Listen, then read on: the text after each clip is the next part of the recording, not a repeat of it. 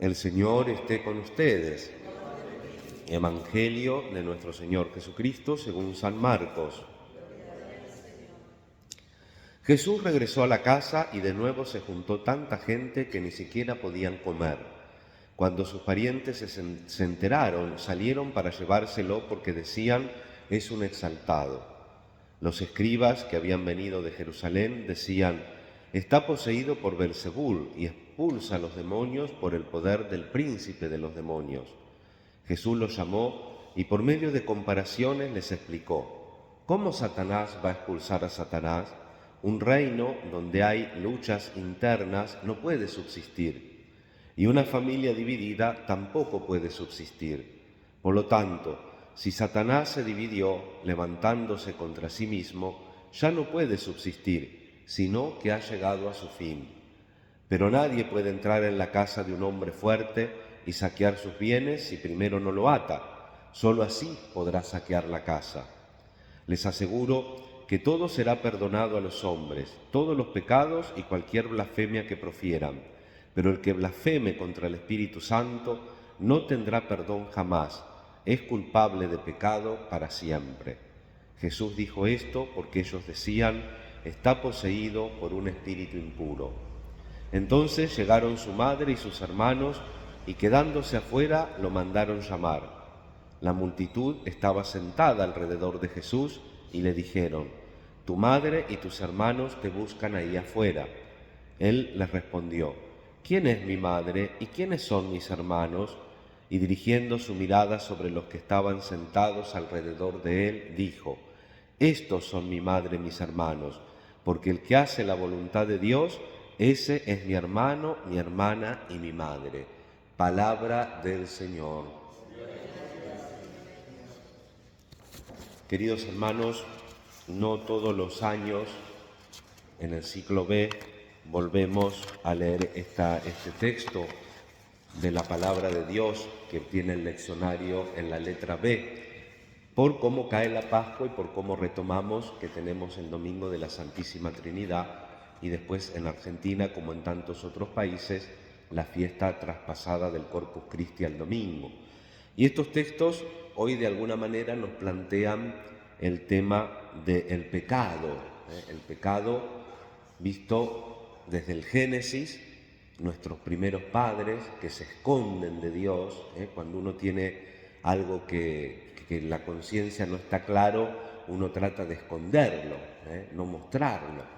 Yo muchas veces les puse como ejemplo cuando en el colegio le preguntaba a los más chiquitos, que primero las hermanas los hacen venir para que se familiaricen con la iglesia, cuando les explicaba el tema del pecado, les decía, dice, Dios, si la señorita les pone una mala nota en el cuaderno, ¿van pronto y le muestran a papá y a mamá? No, me decían todos. Y una vez le pregunté, ¿y dónde aprendieron? ¿Quién les enseñó? Y una nena de adelante me dice, aprendí sola.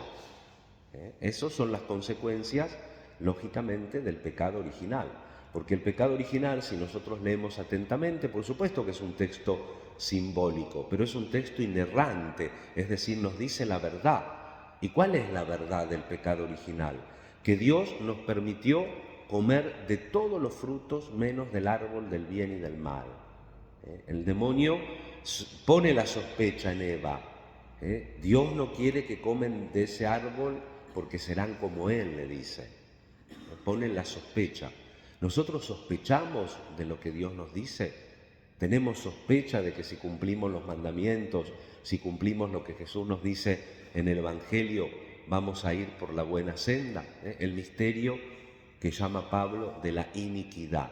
El corazón del hombre muchas veces está inclinado al pecado. ¿Por qué? Porque cada uno quiere decidir lo que está bien y lo que está mal. No acepta que Dios diga lo que está bien y lo que está mal. Y eso tiene problemas muy profundos que se llaman ontológicos, y eso tiene problemas muy prácticos que se pueden expresar de la siguiente manera. Si cada uno dice lo que está bien y lo que está mal, y 2 o 3 o 5 o 10 o 20 o todos deseamos la misma cosa, ¿cómo hacemos para tenerla? O nos ponemos de acuerdo, o nos referimos a una ley, o el que es más fuerte se queda con la cosa, o no.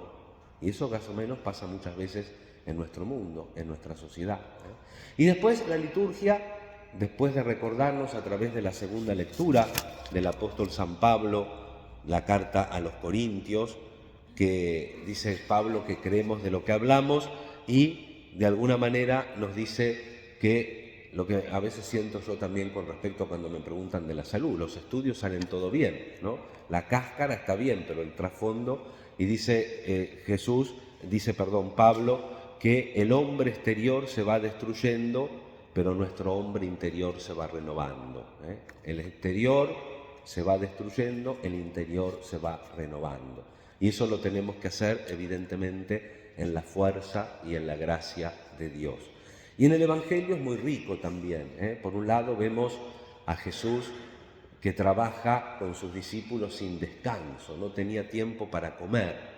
Vemos un tema que no tratamos mucho en las prédicas, que es el tema de que la familia estaba preocupada. Dice, es un exaltado, podríamos decir familiarmente es un loco, no tiene tiempo ni para comer, y un poco como que lo van a rescatar. Y ahí tenemos ocasión de que el Señor nos muestre cómo somos familia de Él, que en el caso de la Virgen esto no es un desmedro, al contrario, señala lo que decía San Agustín, cómo la Virgen es madre de Jesús, a través de ore, a través del oído, lo que escucha del ángel, fide a través de la fe y corde a través del corazón. María, por supuesto que cree, y Jesús dice que esa es la manera de ser familia de Él. ¿Quién es mi madre? ¿Quiénes son mis hermanos? Los que escuchan la palabra de Dios y la cumplen.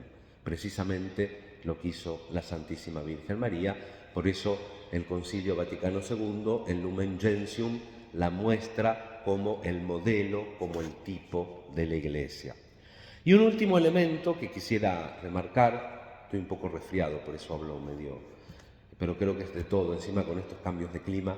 El último punto que quería remarcar es también un punto que tal vez no tratemos tanto en la homilía, que es otra forma de pecado. Por eso comencé diciendo que la palabra de Dios nos habla del pecado, que sería el pecado o la blasfemia contra el Espíritu Santo, el cual, dice Jesús, que no tiene perdón ni en esta vida ni en la otra.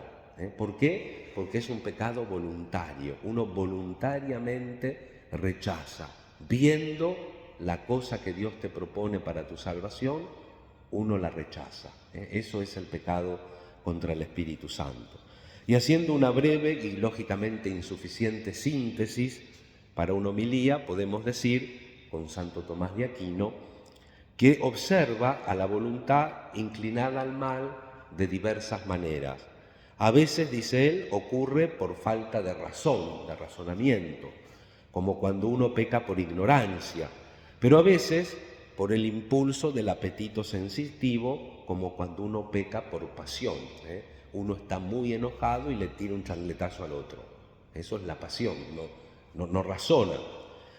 Mas ninguna de estas dos cosas es pecar por pura malicia. Cuando uno peca por ignorancia o peca movido por una pasión muy fuertemente, no es pecar por malicia, sino que solo peca uno por pura malicia cuando la voluntad por sí misma se mueve al mal. Cuando uno dice, esto está mal, pero yo lo quiero hacer igual. Lo hago porque me gusta, lo hago porque quiero. Eso es pecar por malicia y eso tiene que ver con el pecado contra el Espíritu Santo.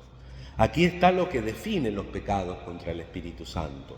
Son los que se cometen por pura malicia, no simplemente por ignorancia o pasión. El que peca eligiendo el mal a sabiendas que es mal. Los pecados contra el Espíritu Santo, dice la tradición de la Iglesia, que son 6. Primero, desesperar de la salvación, creer que no me voy a salvar.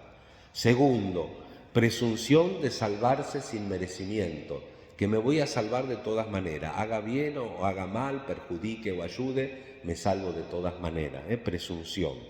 Tercero, negar la verdad conocida como tal. Cuando uno percibe algo que es verdad, sabe que es verdad, pero no lo dice para seguir obrando mal, eso es pecado contra el Espíritu Santo. Cuarta, tener envidia o pesar de la gracia ajena. Envidia, hay dos maneras de tener envidia. Una que se llama emulación, que no es tan grave, es decir, el vecino tiene algo que a mí me gusta y yo quiero tener algo y parecido. Eso no está mal, eso es emulación. Lo que está mal es que me dé rabia que el vecino tenga lo que yo quiero y que haga lo posible para que no lo tenga. Esto también es pecado contra el Espíritu Santo. O, dice Santo Tomás, entristecerse de que la gracia de Dios se muestre en el mundo y haga sus obras en el mundo. Quinta, obstinación en el pecado, sabiendo que uno está haciendo las cosas mal, sigue obstinado, no se quiere salir del pecado. Y sexta, impenitencia final, no me convierto, no doy el brazo a torcer, no me corrijo.